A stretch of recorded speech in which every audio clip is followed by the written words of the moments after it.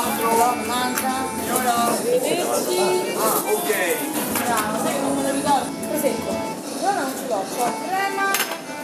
I'm Wendy Holloway, and you're listening to the Flavor of Italy podcast, sharing the very best of Italian food and wine, lifestyle, and people. This is Wendy Holloway with the Flavor of Italy podcast. And if you listen to my wine podcasts, they are all wonderful, that I do with Cynthia Chaplin, who is my go-to wine gal. She's based up in Verona, used to live here in Rome, and she just knows everything about wine.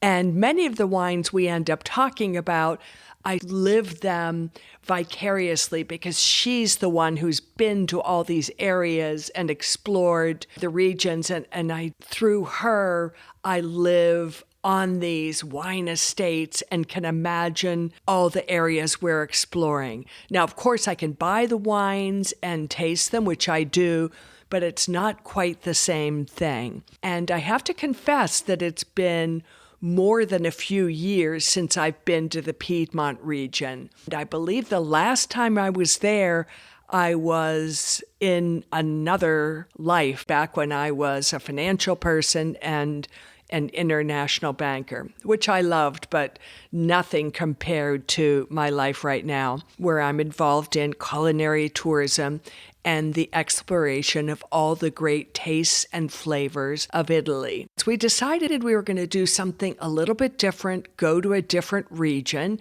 And since our friends who had previously lived in Italy, here in Rome, were visiting right now, and it coincides with the Alba White Truffle Festival, I'll be talking to you all about that in my weekly Substack newsletter. Subscribe right away because it's a very interesting experience that we had up there. Outside of Alba, what we did was we went hunting for truffles with a truffle hunter. The place where we did the truffle hunt is on the property of the Tenuta Caretta, and it's a fabulous location.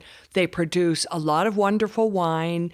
They have accommodation options right there within the Tenuta. They have a Michelin star restaurant and another enoteca where we ended up having a delightful lunch. I wanted to share that winery with you as well. And again, as I say, I'll be talking a lot about that in this upcoming weekend's Substack subscriber-only newsletter. There's a website known as the Grand Wine Tour, and they explore all kinds of wineries and wine resorts and restaurants and custom tours where you have an all-in experience. So your accommodation is fabulous, the restaurant or restaurants, as in the case of where we were, are all fabulous. There's all kinds of, wine tours you can do, great wines to explore. It's an all-in kind of experience, and that's known as the Grand Wine Tour. The Tenuta Caretta is clearly part of that. So I wanted to let you know about them, and they are firmly in this area that Cynthia and I chatted about, which is some of the wonderful but lesser known wonderful red wines in the Piedmont region.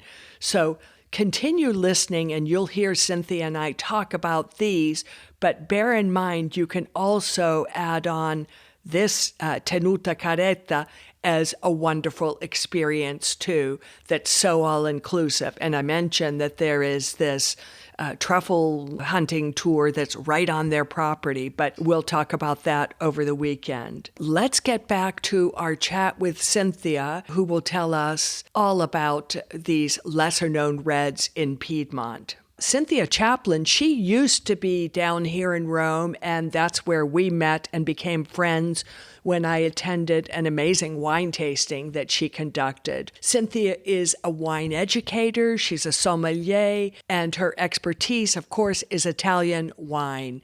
She's now living up in Verona. She works with Vinitaly International, and she's got her own podcast about wine. She's really just wine A to Z. One of the things, Cynthia, that you've mentioned to me recently is that you're having kind of a love affair with the Nebbiolo grape and some of the wines made with that grape. And whereas a lot of the Piedmont wines are kind of rich for many people's pocketbook, like the Barolo, and that's the wine people most frequently associate with Piedmont when they think of wine. But there are some others made from the exact same grape that are also amazing, right? We are going to go down a fun road today. You're right. I have had a love affair with Nebbiolo from Piemonte for probably the last 15 years, but my pocketbooks definitely does not stretch to drinking Barolo every day. Also, Barbaresco, for those of you who are familiar with Angelo Gaia and his very famous wines. Barolo and Baresco are the king and queen of wines from Italy, respectively, both made from Nebbiolo grapes, both in Piemonte, very close to each other, slightly different styles. But these wines have brought Italian wines to the forefront of quality and award winning global things. So they are, not surprisingly, extremely expensive. And definitely to be cherished. These are wonderful wines, but we would like to experience these wines a little bit more often, not just for special occasions, not just for $300 a bottle.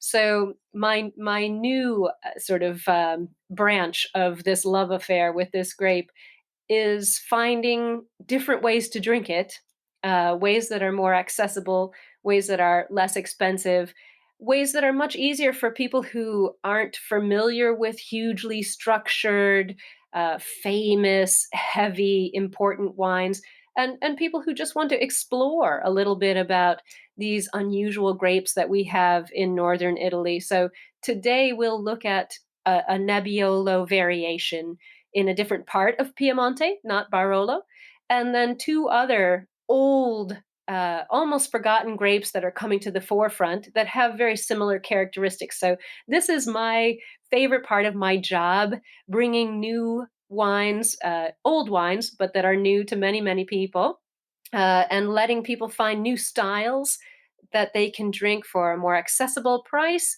and that are still high quality. That's what Italy does best. Getting on to the Nebbiolo grape, tell me a little bit about the grape itself. Nebbiolo is a fantastic grape, Wendy. So it's been in Piemonte for a very long time. Pliny the Elder wrote about it in the first century AD. This grape was already being turned into wine at that point, and in wooden barrels. Piemonte was the only place in Italy in those very, very early days, 2,000 years ago, using wood. The rest of Italy didn't do that for several hundred years. So Piemonte was ahead of its time. So let me ask you this. If that was an unusual thing to do, certainly there weren't steel vats back then. So where was wine made and stored and aged? Quite right. No steel vats. Absolutely not. We were talking about clay amphora in those days. So, Roman and Etruscan and Greek style of winemaking, terracotta amphora, which is very breathable, like wood is, lets air in, lets gases out, but very hard to control fermentation. They didn't have corking systems, they couldn't control temperatures. So, wines in those Roman days were sweet. They often had things added to them like honey or different things like that to keep them from going off. Sometimes olive oil was poured over the top so that bugs couldn't fall in. So these wines weren't anything like what we drink today. But still making some wines of great quality. The Caesars talk about very fascinating sweet wines that they drank, reds and whites. So a long, long, long winemaking tradition, and in Piemonte, a very long tradition too. The Etruscans were up there. Certainly, Celts, people coming down from the north were there earlier, and their winemaking tradition is probably a bit older